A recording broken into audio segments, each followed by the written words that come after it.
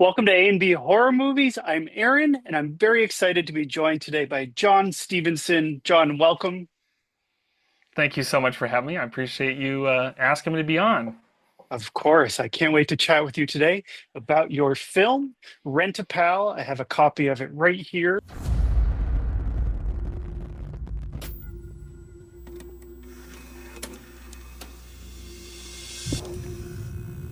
Hi, I'm Carla. Hi, my name is Mary. Hi, I'm Susan. Hi, I'm David.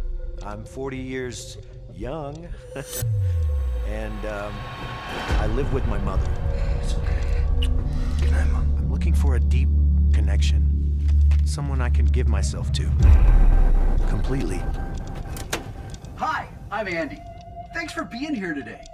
I've been waiting for this moment for what feels like forever. To friendship. We're gonna get to know each other, talk about whatever you want, but more than anything, we're gonna have some fun. Too bad. And hopefully, it's the start of a beautiful relationship.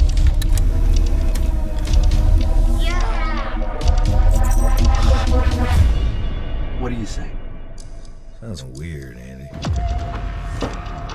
Hi, I'm Lisa. You want to hang out tomorrow night? I'd love to. Maybe someone will come around that can help you out a little. I thought we could tell each other everything. You just need to open yourself up to it. I thought we were best friends. Nothing like a little friendly competition, right, pal? That's what friends are for. You're just drunk with infatuation for some cute girl. To be there for each other. We don't need her. We have each other. When all the chips are down. You've taken everything from me! Andy, I need makeup! And that's why I'm here for you, pal. You wrote, directed, and edited this psychological thriller. So, congratulations on your movie. I've seen it twice now. I love it. Thanks, man. Well, thanks for watching it twice. That's amazing. Oh, of And course. I'm just so glad that you enjoyed it. And even better the second time, I will say.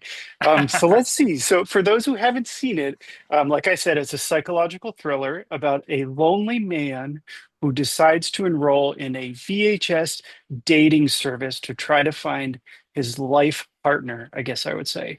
But instead, what he finds is the best friend he didn't know he needed in a pre-recorded tape, and a very unlikely relationship develops with horrific consequences.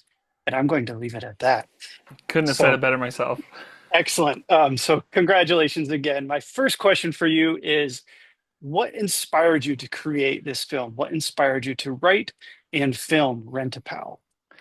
Man, it's kind of crazy. I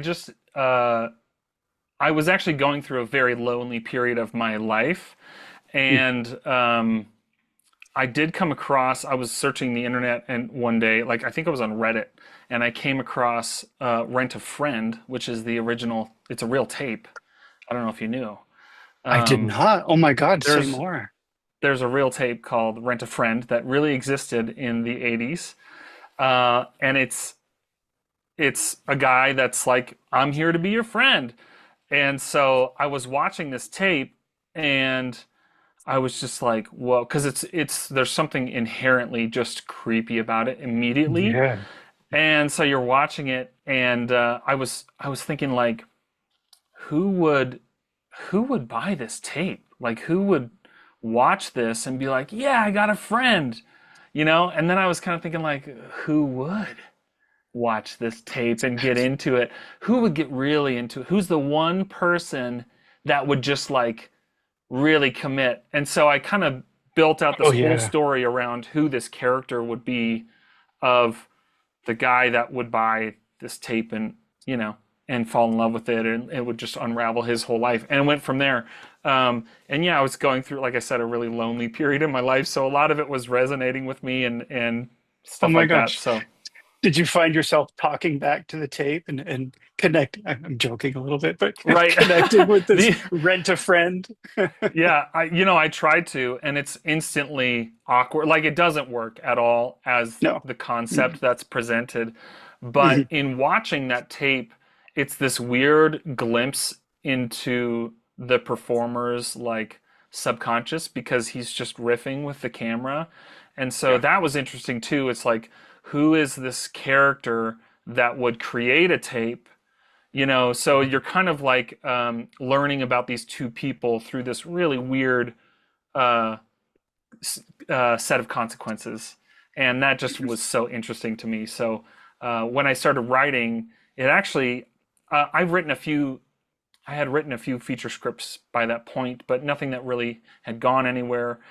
For whatever reason, this one, I was just like, like furiously writing. Yeah, it came out really fast, and it went through some drafts, but like it was quick to come together. So yeah. Yeah, fantastic. So Brian Landis Folkins plays David. What was the casting process like to get him as the lead, and how did you know that he was the perfect actor to play this part? Well, like many things with this production, there was a lot of crazy serendipitous things that happened that brought it all together. Brian Landis Folkins was one of them. We call him BLF lovingly here in town. It's a little easier to say, yeah. Yeah. Great He's name, also, though. Great name. Right? It's very memorable. He's also based here in Denver, and him and I had worked together before. He has a great supporting role in this movie called Hoax, and I was like the first AC on that movie. Oh, cool. So we had known each other through various productions over the years. And what's funny is I was writing the script. I think I had actually finished it, and he called me out of the blue one day. I hadn't talked to him in years, and he called me and was just like, "Hey man, how's it going? Are you doing okay? I just want to check in on you, see what's going on." So we were chatting, and he was just like, "Yeah, I'm just like, I'm looking for something I can really sink my teeth into right now. Gosh, I would love to do a feature." And I was just like, "BLF, let me tell you something so great." So I love that. That's amazing. Yeah, it was just, he called it the perfect moment. And I was like, "I'm sending you the script, and if you want to do it with me, let's do it." So he joined on right away. And that guy, just as an actor, he is like so committed, and so his work ethic is insane, because when we were filming this movie, he's also a theater actor. And so while we were filming, he was also in the middle of a play that was like doing its run. So we would film all day, and then he would leave set and go do like a 7 p.m. theater performance, which was this like really intense, on top of it show. All on top. Yeah, oh my gosh. And he would come back the next day, and we'd do it again. Like, so he, in terms of like hardworking actors, he's like one of those that's just like top tier, just fully committed. So he's amazing. Yes. Oh my gosh, agreed. And similarly, Wil Wheaton plays Andy, who I guess is sort of your unexpected villain in the film. What was it like casting him, and how was it recording all of the pre-recorded tapes that we see in the movie? So, like BLF, getting Wil Wheaton was this like weird set of circumstances that just happened to align. When we were in pre-production, we were like, it'd be great to get someone from that era to kind of like be the rent-a-pal, like I don't know, like a Macaulay Culkin, or we threw out a few names, and we had a list of 5 people that we were like, it would be amazing if we could get anyone on this list, but we never expected to actually be able to do it, because we were just making, it was a bunch of friends making this movie. I self-financed it, so like we didn't have any connections in Hollywood. But Wil Wheaton was number 1 on that list. On the list. And yeah. And we just so happened to know a fellow filmmaker who knew a casting director. We were just like, "Hey, is there any way you could like connect us with someone in Hollywood that could get us a name?" And so we talked to this casting director, Robert B. Martin Jr., and he was like, "Well, gosh, who you kind of imagining for this role?" So we sent him the list, and he was like, "I'm friends with Wil Wheaton. I know him. We go way back." And I was like, "Really?" So he's like, "Yeah, I'll send him the script."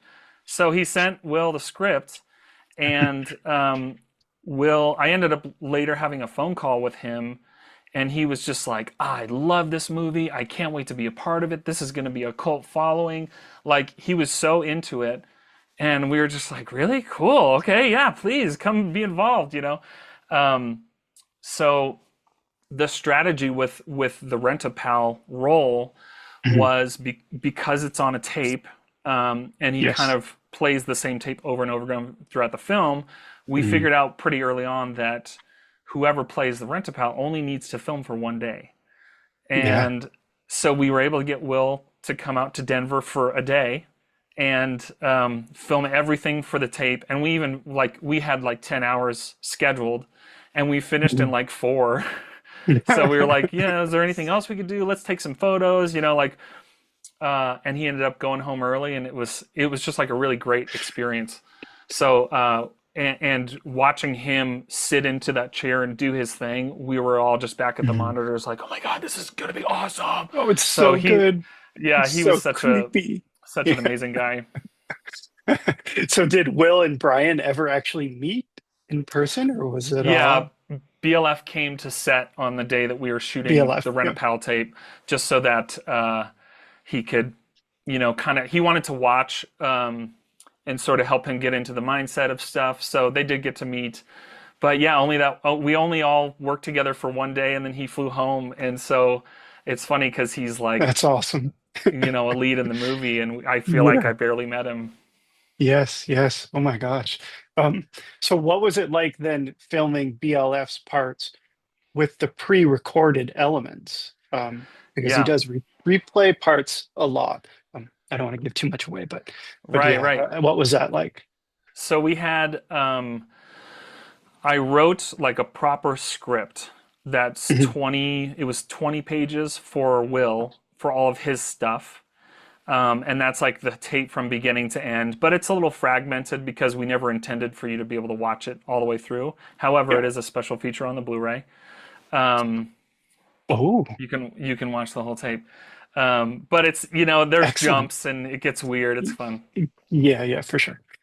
So we just kind of knew like, okay, we need to film this section and we need to film it 5 times because it's gonna get a little different each time he sees it.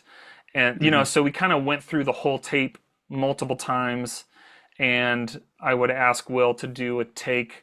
Okay, now do this take like really creepy, you know, dial it up. This one is just like you're being friendly. You know, we would just kind of play with the motivation.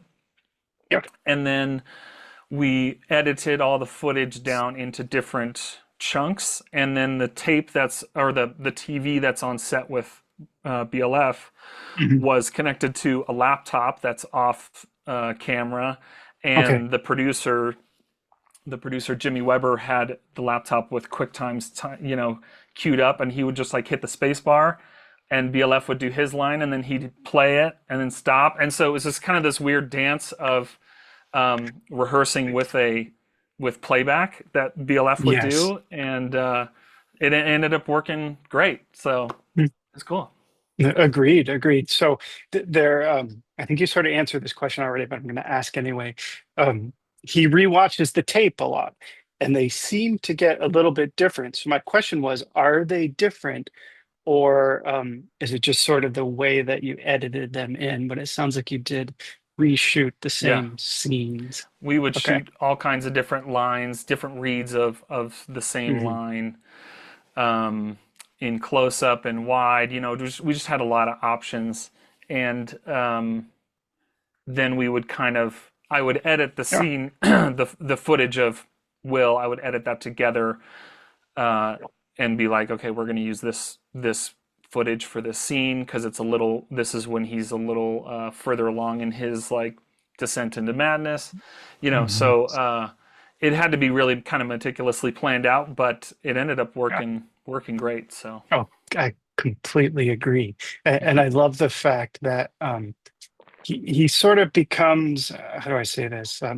David sort of becomes an unreliable narrator, because at first you can tell that the tape he's watching is literally how it's been recorded, but then you start to realize like what he's seeing is likely he's imagining this. Was there a point that sort of pivot happens in the script and in the film, or did you like the ambiguity of it, or leaving it open to sort of Hmm. judge for yourself from an audience's perspective? I remember when I was writing the script, I wanted to, when you see the trailer or the premise of the movie, there's kind of Hmm. this question of like, is it a haunted tape, like The Ring or something? Yeah. So I always wanted to play with that, but Hmm. at the end give a clear answer, And so the answer is that it's all in BLF's mind, just Yeah. because the things that he's going through in his life, when you have a something to project all of your emotions onto, like a tape like that, it's Hmm. inevitably going to, you'll watch it and feel differently than someone else who could watch it who's going through something else. So Yes, absolutely. yeah, and so he's kind of projecting onto it, but in the film, when there's the montage of them becoming friends and kind of stuff like that, Hmm. when the montage ends and he comes out of it, and they're talking about, um, I think it ends up going into the story about the girl that he slept with or something. The That's college kind of story. when, Yeah, yeah, I was like, exactly, this would not be on the tape, but yeah, keep right. going. That's when it kind of like starts to veer off into BLF's or into Andy's Yeah. psyche. So No, not Andy. uh, David. David, yes, let me double Yeah. check my notes. Yes, David's psyche. And then, of course, his mother catches him in the middle of, I think that's the same moment. Gosh, cringeworthy, but done Yeah. so well. Um, so since we talked about Will and BLF, I've got to mention Amy Rutledge, who plays Lisa. The chemistry Hmm. between BLF and Amy is fantastic. What was it like getting her, casting her, and what was it like working with BLF and Amy? Because they do share the screen together, and it's not a Yeah. pre-recorded tape. Yeah. Amy's incredible. She Mhm. she is Lisa. Like, she's that character. When you meet her, she's just the kindest, most um like, she just has a big heart, like, just Yeah. so connected, and she's just so sweet. And Mhm. so when we were casting the film, she's from New Jersey, we're from Denver, we had never met before, and I put out a casting call for this role, Mhm. and she sent in her tape, and it was the first tape that I saw, and I was just like, we found her, like, we already got her. So it was crazy. I had her. That's I so think we cool. had like a little Zoom callback or something. We actually, it wasn't Zoom back then, so we might have had a Skype callback or something. But we casted her and flew her out, and she was just so incredible to work with. Like, really, really kind, but also very committed, very hard worker. She was doing all these Mhm. stunts at the end, and just like totally down to get in there and get dirty. So she's amazing. Yes, yes, agreed. And that comes across sort of the warmth of her as a character and even as a person, now that you're describing her. She does seem like somebody who would bake a lasagna and just show up with a tray of lasagna. I mean, Even when as she you totally did not need to come over, like, she could have just not come back, and she did. So. disappeared completely. Yes, she has a Hmm. yes, a good heart there. And then things end badly for some players. I won't give anything away. Yeah. Um, let's see, what else do I have? I want to ask about all the dating segments that you see in the beginning, especially the ventriloquist actress, I should say, which was Yeah. hysterical. What was it like getting those all recorded and recruiting the cast to play those? Because they're fun. It sort of That starts out was very lighthearted, and then things do take a turn. yeah, that was really fun. The Mhm. when I was looking at the internet and came across Rent a Friend in that same like month, I had also come across this compilation of real dating tapes from back in the day. I didn't really know about VHS like dating services, but apparently that was a thing. It was like the original Tinder. Um, and so I was like, oh well, this fits in perfectly, into the story of like how he's searching for someone.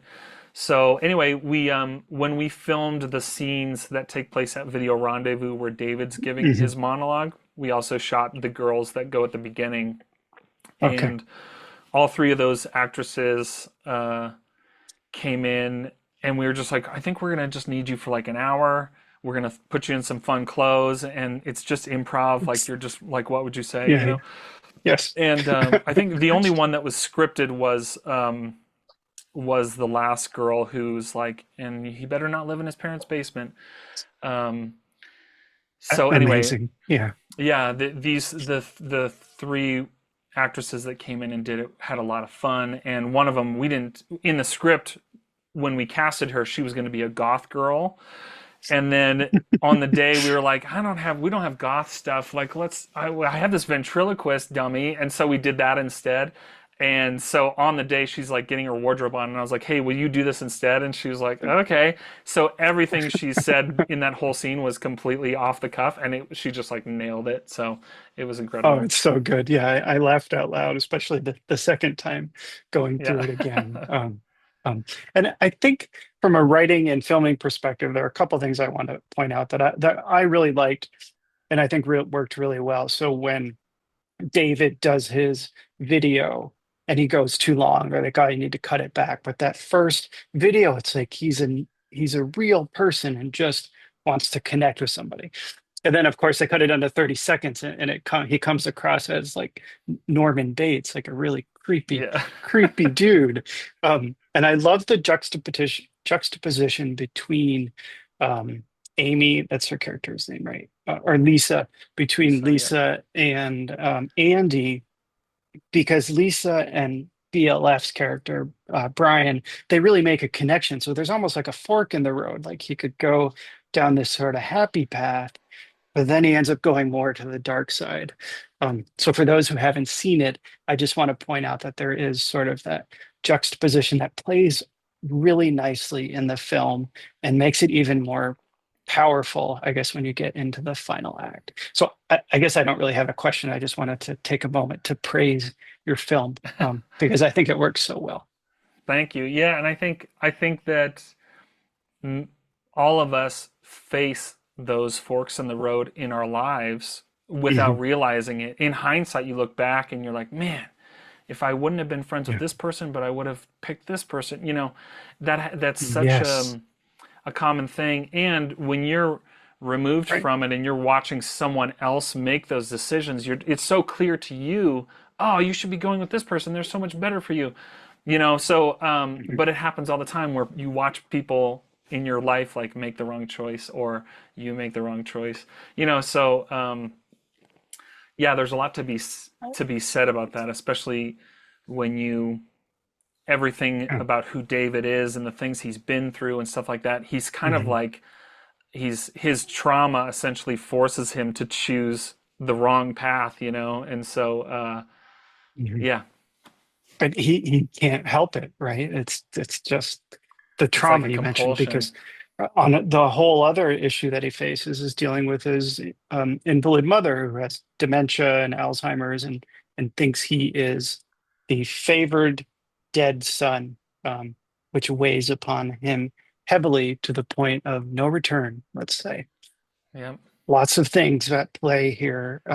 Mental illness, having to care for an elderly parent, psychoses. I don't know. There's so much. I'm a fan of your film. I was very excited to chat with you today. And as you can see, I have a physical copy with a slipcover. Yes. So congratulations on this. And one last thing, I love that the roller rink is called Skateland, because when I grew up, the roller skating rink I used to go to was called Skateland. No shit, that's So awesome. there you have it. No shit indeed. It's funny, we filmed Skateland in Denver is actually a place called Skate City. Okay. And we didn't dress the place. Like that's how it looks. And it's just all of there's multiple skate cities in Colorado, and they all have not been updated since the 90s. They all and so look we the found same, right? Yeah, and we were just like, perfect. We don't have to just bring the lights and the camera. We're good to go. The carpet, everything, the interior. Yeah. I was like, this could be the Skateland that I grew up with. So very well, perfect scouting location, and it's a perfect setting for their first date because I don't know who doesn't love roller skating, I guess. Right. So, like I said, congratulations on your film. One last question I have about this is if you could describe your movie using other movies like Alien meets Predator, what films come to mind? I mean, I have a few that I could. drop in. But I think back when I was like telling people about the movie before we had made it, I would Mhm. say it was a creepy Mr. Rogers. I think that's how I would describe. I think I was just like, it's creepy Mr. Rogers. That's all you got to know, type of thing. So Yes. yeah. Oh, perfect. I think that covers it. Let's see. Do you have, so veering off on a different topic, do you have a favorite film of 2025 so far? I probably should have given you Um, a warning let's about see. this. Yeah, And gosh. and is there a movie you're looking forward to that hasn't come out yet? Let's see. I really liked Companion. That was awesome. Yes, yes. Uh, It was so that was just good. a really, yeah, so Mhm. good and super unexpected. I was also late to the party to watch Heretic, but that movie was Mhm. incredible. That's excellent too. Um, Going back to Companion, that German scene where she's like, I'm going to speak German because I can't lie. One of the mhm. funniest scenes I've seen in a long time. Brilliant.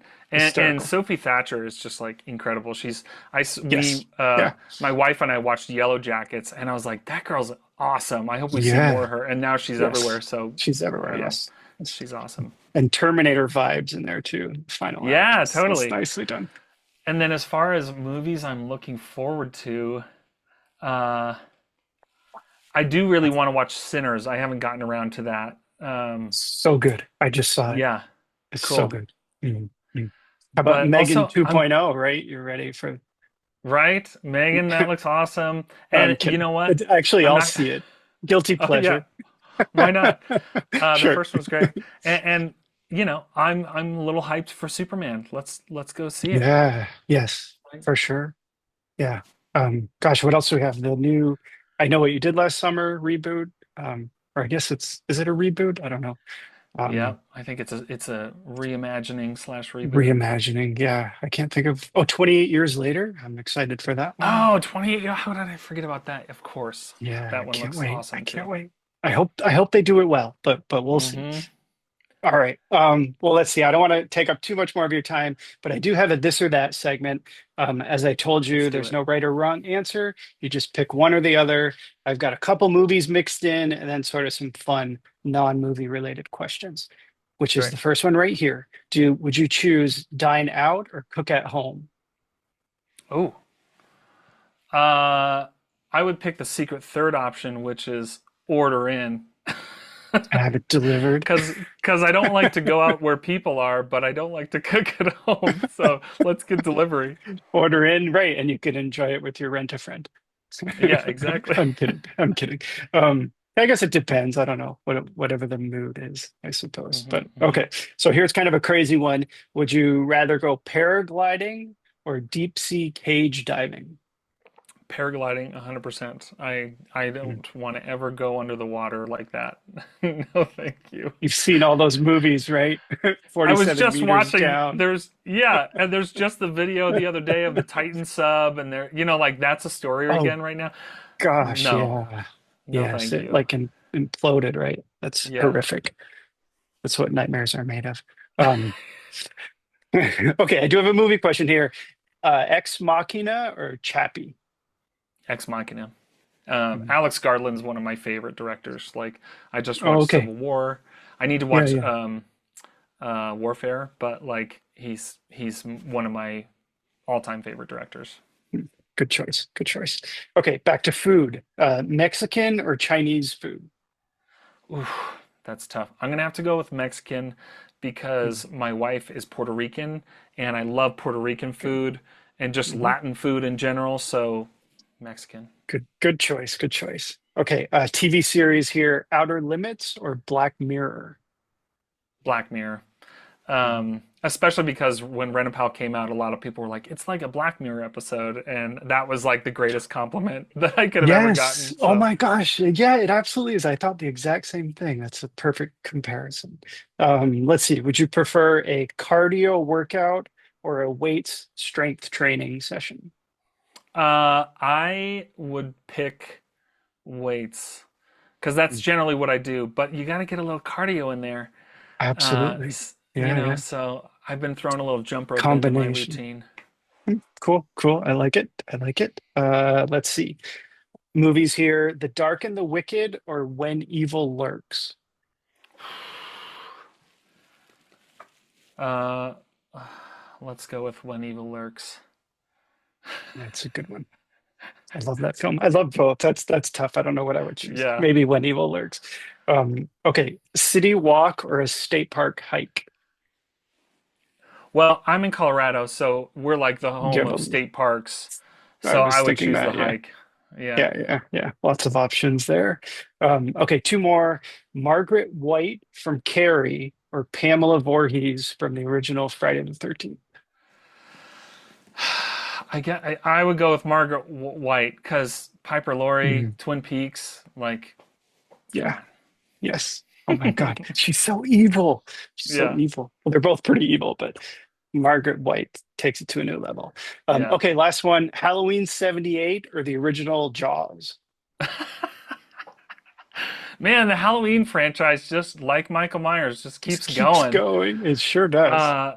I do think I would pick Jaws though, just because that's Yeah. like the standard, when it Mhm, comes mhm. to I don't know, it just like it's the film is like a part of the lexicon now when you talk about like, oh, it's like Jaws, or it's Jaws but with a Yes. dinosaur. I don't know. It's Yeah. Well, if you think about it, we wouldn't have Halloween if we didn't have Jaws. I've heard people say oh, that as well that's a because good of point. a similar premise and setup. Hmm. Um, what if I had asked the Halloween franchise or the Jaws franchise? Would you have still said Jaws?